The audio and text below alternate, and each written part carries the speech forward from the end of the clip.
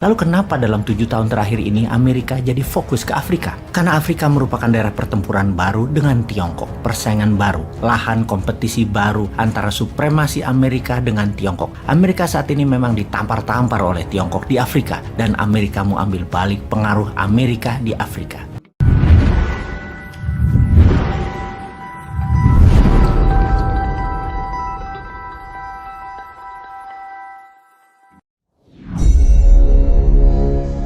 Dalam persaingan geopolitik di Afrika, Tiongkok unggul jauh di Afrika saat ini. Pembangunan infrastruktur, pembangunan perdagangan, dan pastinya pembangunan pertambangan untuk raw material bahan baku, semua sudah dikuasai Tiongkok secara masif. Afrika membangun tanpa modal itu ternyata membuat Afrika terjebak dengan hutang Tiongkok yang besar. Memang terlihat ada yang dibangun, juga ada sedikit uang bagi negara Afrika. Namun juga pastinya ada beban hutang yang harus dilunasi. Juga harus diingat, bukan hanya Tiongkok yang ngutangin Afrika. Ada negara lain juga yang melakukan hal yang sama, yaitu seperti Uni Eropa, dan ada juga Amerika yang berinvestasi di Afrika. Ada 6.000 lebih perusahaan Amerika beroperasi di Afrika. Sudah begitu kurang ajarnya pemimpin Amerika, si Trump ya waktu itu, pernah mengatakan Afrika sebagai shithole atau lubang tokai. Memang bangke itu Amerika. Bagi Amerika, Afrika itu nggak ada apa-apanya. Hanya merupakan medan perang ciptaan mereka, tempat latihan tentara Amerika, tempat jualan senjata produksi Amerika, dan sengaja membuat perang dan konflik di negara-negara Afrika. Saat ini ada 13.000 tentara Amerika di 13 negara Afrika, seperti di Kamerun, Chad, Kenya, Libya, Mali, Somalia, Nigeria, dan lain sebagainya. Lalu kenapa dalam 7 tahun terakhir ini Amerika jadi fokus ke Afrika?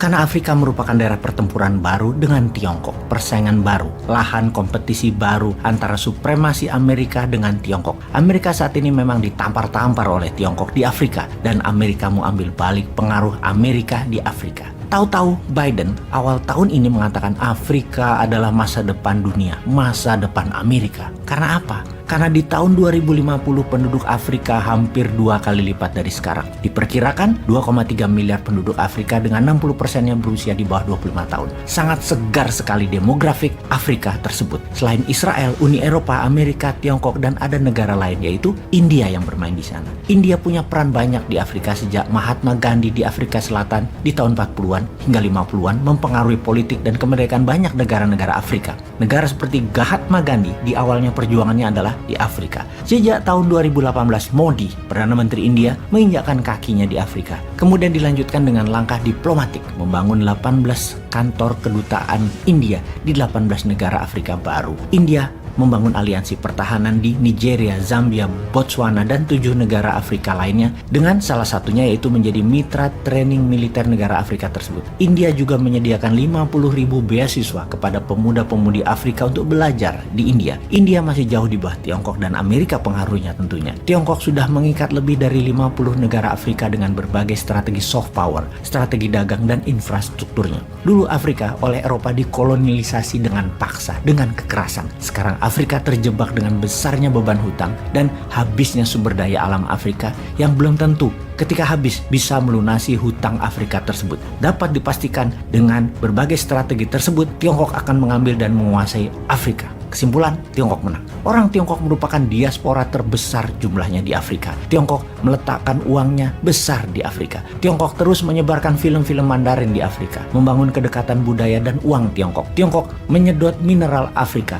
mengambil bahan bakunya kemudian menjualnya kembali ke Afrika. Seperti di abad pertengahan, ada persaingan besar antara Inggris dan Perancis di Afrika untuk memperebutkan sumber daya alam Afrika dan kekuatan geopolitik dunia.